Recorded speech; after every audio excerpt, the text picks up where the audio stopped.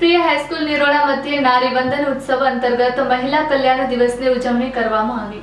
એસએસપીએ high school નિરોણા મધ્યે નારી વંદન ઉત્સવ અંતર્ગત મહિલા કલ્યાણ દિવસની ઉજવણી કરવામાં આવી હતી, જે અંતર્ગત મહિલાઓ દરેક ક્ષેત્રમાં આગળ વધી સફળતા સાથે આત્મનિર્ભર બને તે માટે વિશેષ કાર્યક્રમનું આયોજન કરવામાં આવ્યું હતું।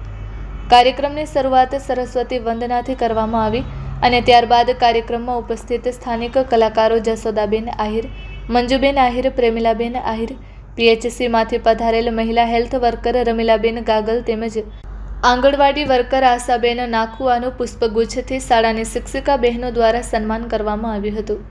ત્યારબાદ શાળાના આચાર્ય શ્રી દ્વારા શાબ્દિક આવકાર અને પ્રસંગોચિત ઉદ્બોધન આપવામાં આવ્યું હતું, જેમાં સાહેબશ્રી દ્વારા એ બાબત ઉપર વિશેષ ભાર મૂકવામાં આવ્યો હતો કે એક સશક્ત મહિલા માત્ર પોતાના પરિવારનું જ નહીં પરંતુ સમગ્ર સમાજ અને રાષ્ટ્રના વિકાસમાં મહત્વનું યોગદાન આપે છે। તેથી દરેક દીકરીને ગુણવત્તાયુક્ત શિક્ષણ, સમાન તક અને સુરક્ષિત વાતાવરણ મળવું ખૂબ જરૂરી છે। ત્યારબાદ શાળાના શિક્ષિકા અલ્પાબેન ગોસ્વામી દ્વારા કન્યા શિક્ષણને પ્રોત્સાહિત કરતી યોજનાઓની માહિતી આપવામાં આવી હતી। ભૂમિબેન વોરા દ્વારા બહેનો માટે થતા આઈટીઆઈ કોર્સ તેમજ આઈટીઆઈ કોલેજ વિશે વિગતવાર માહિતી આપવામાં આવી હતી।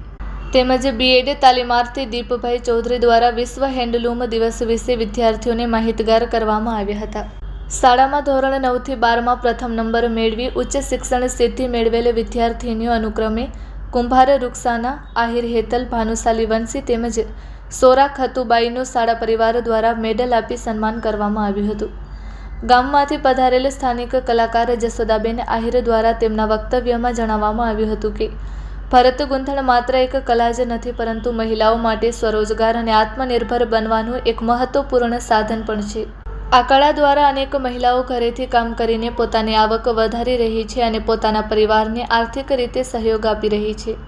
સમગ્ર કાર્યક્રમ વિદ્યાર્થીનીઓ માટે ખૂબ જ માહિતીસભર, પ્રેરણાદાયી અને ઉપયોગી રહ્યો હતો। સમગ્ર કાર્યક્રમનું સંચાલન કૃષ્ણાબેન ગોર દ્વારા કરવામાં આવ્યું હતું, જ્યારે આભાર વિધિ શાળાના શિક્ષિકા શ્રીમતી આશાબેન પટેલે કરી હતી। કાર્યક્રમને સફળ બનાવવા માટે સમગ્ર શાળા પરિવારે જહેમત ઉઠાવી હતી।